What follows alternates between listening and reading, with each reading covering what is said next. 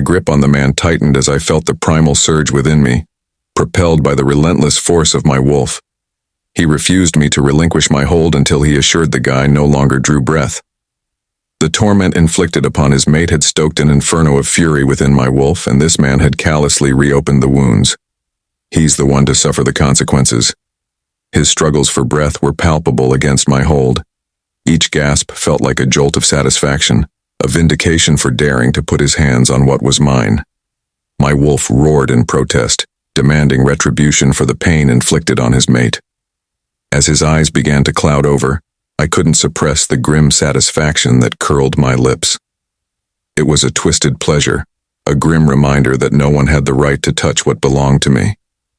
The simmering rage within me spoke louder than any growl, a declaration that reverberated through the silence. I'm the only one who's allowed to hurt her. Not you. Not anyone, I seethed, surprised to realize that the words were my own, not just my wolf's primal urges. With a sudden resolve, I overpowered my wolf and released my grip, letting the guy crash heavily onto the frigid ground.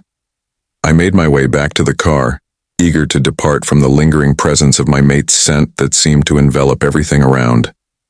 Just as I revved the engine and began to pull away, she suddenly appeared in front of my car, arms outstretched.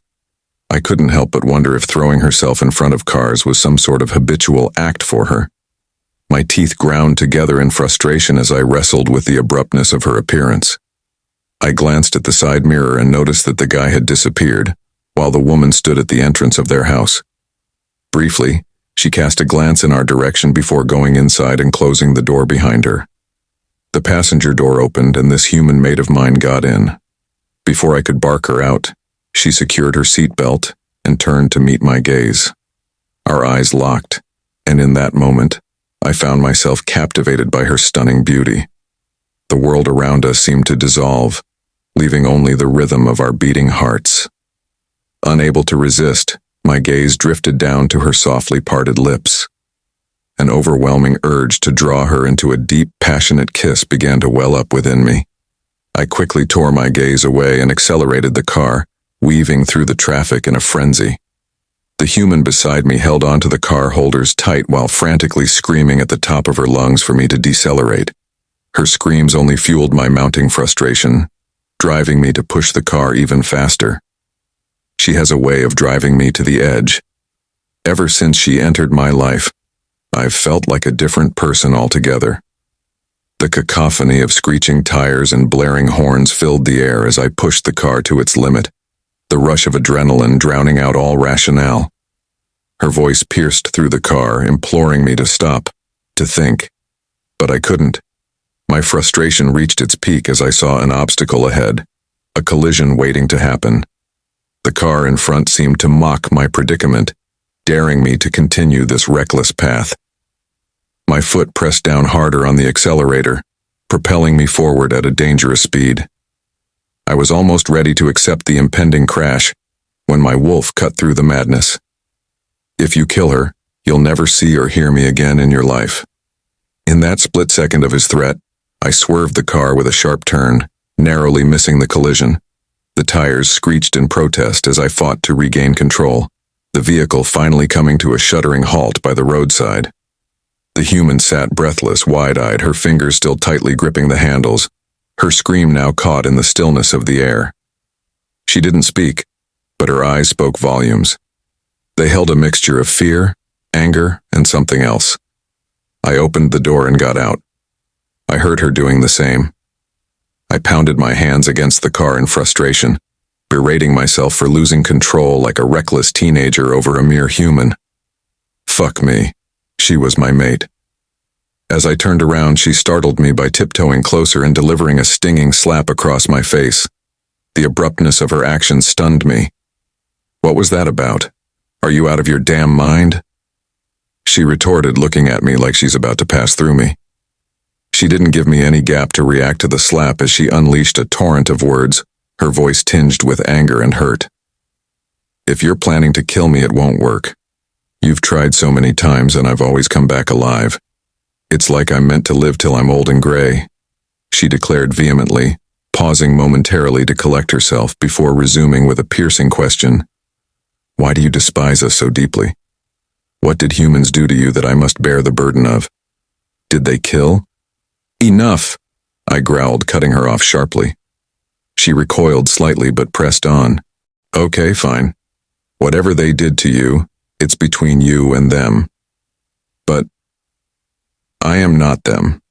I'm totally a different person with a different mother to be responsible for their actions.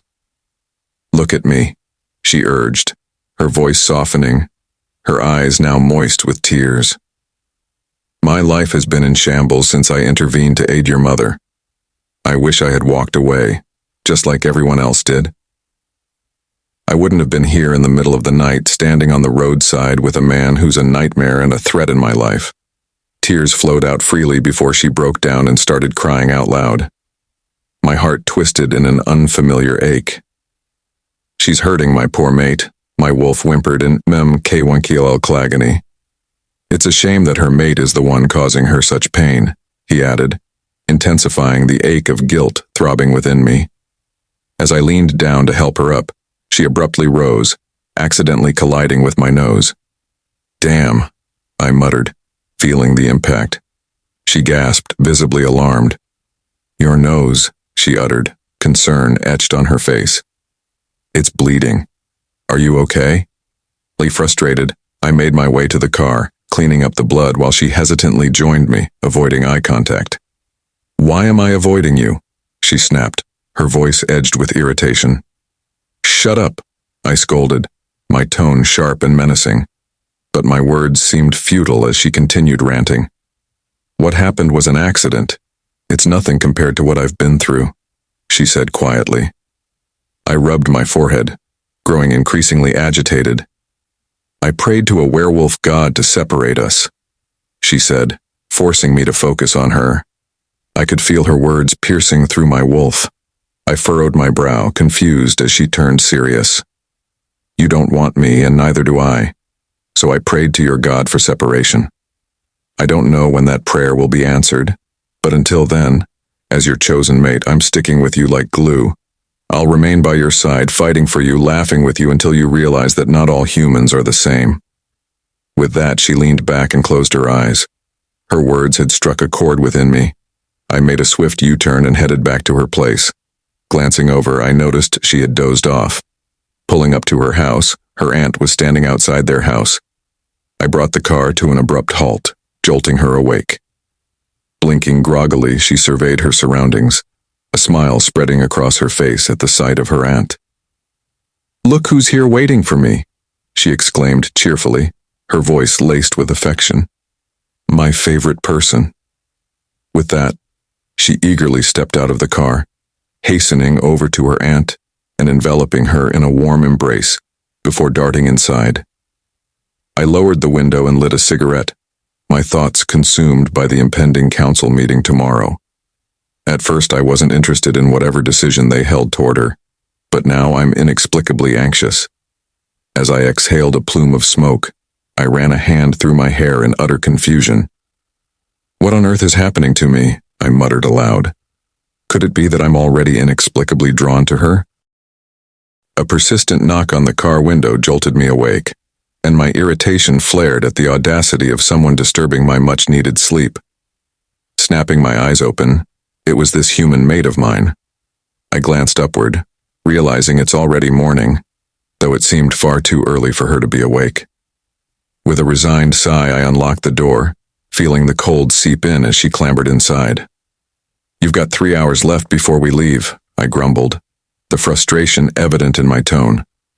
I found it hard to sleep last night because I couldn't stop thinking of the hell waiting for me at your place. I was also anxious about displaying any telltale signs of distress to my aunt, as I knew I wouldn't be able to conceal my emotions and leave her side. Therefore, I decided to leave before anyone could notice my inner turmoil. Despite this, I am thankful for the time I spent with them.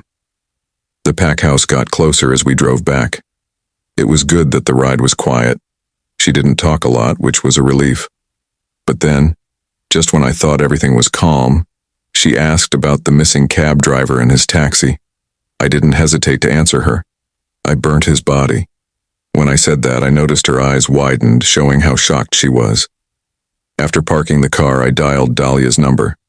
She answered on the second ring. "Come take the human to her room," I instructed her before stepping out of the car. As I exited, the human remained dumbfounded, trying to comprehend my words. When I got in my room, I headed straight for the bathroom to freshen up. Once finished, I emerged with a towel wrapped around my waist, using another towel to dry my hair. As I stepped out, I found Bonita seated seductively at the edge of my bed, as if she had all the right to be there. "Hello, Alpha. I've missed you," she greeted, moving toward me.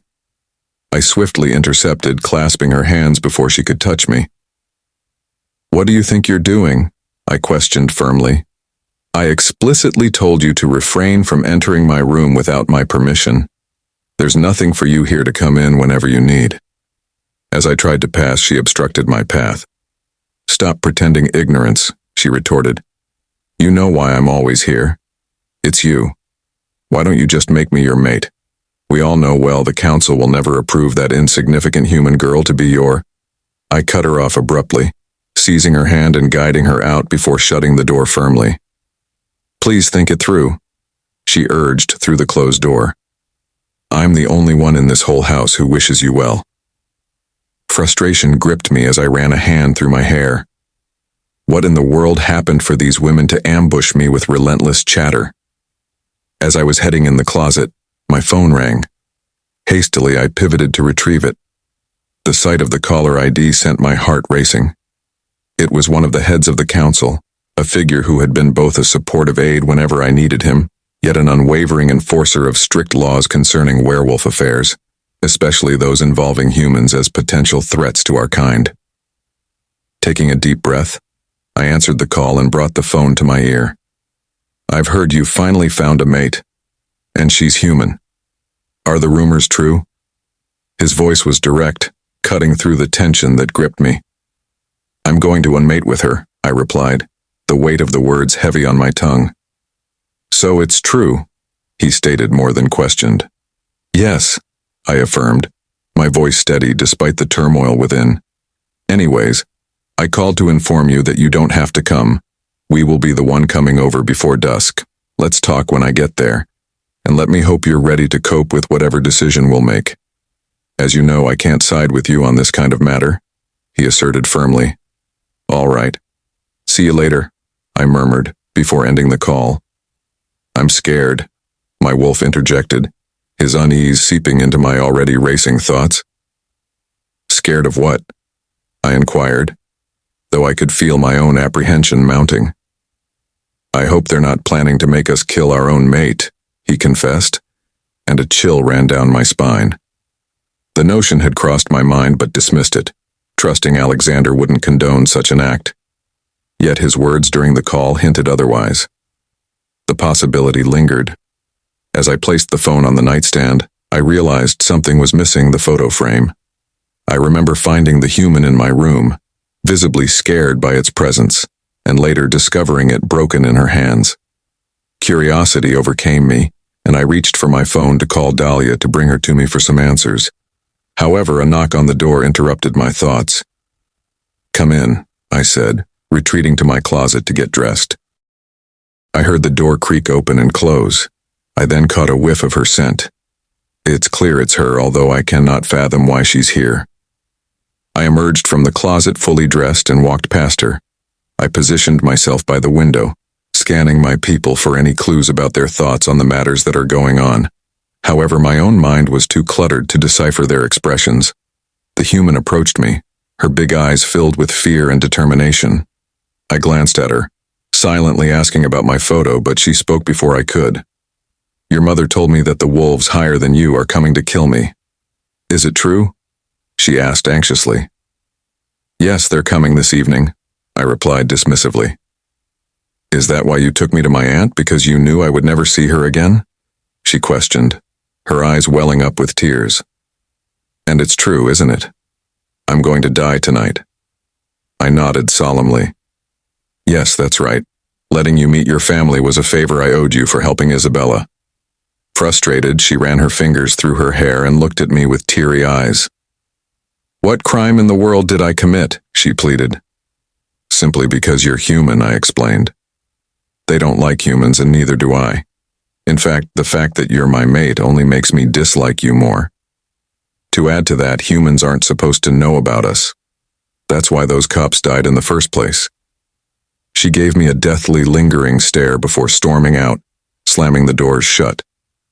I ran my hand through my still wet hair, feeling the heavy atmosphere. Was it necessary to scare her with such details? My wolf asked, irritated. She's so full of herself, I replied before heading out to get something to eat. As the evening came, I walked into the meeting hall where every pack member, except for the pups, had gathered, murmuring amongst themselves. As soon as I entered, they fell silent. The human stood beside Isabella, and I could see the pack's eyes filled with murderous intent towards her. However, they couldn't lay a hand on her, as they feared Isabella. If she's in her right mind like that, I don't stand a chance against her either. Her magic is no joke.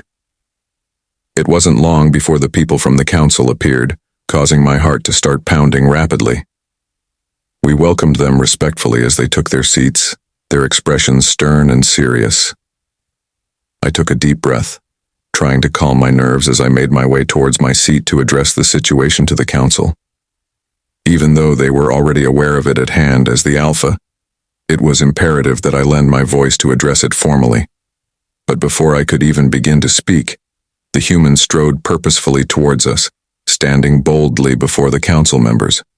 Before I could fully process her audacious behavior, she broke the silence. I've heard that you are the higher werewolf leaders, she began respectfully, her voice firm, yet laced with a hint of fear. With all due respect, I'd like to speak first.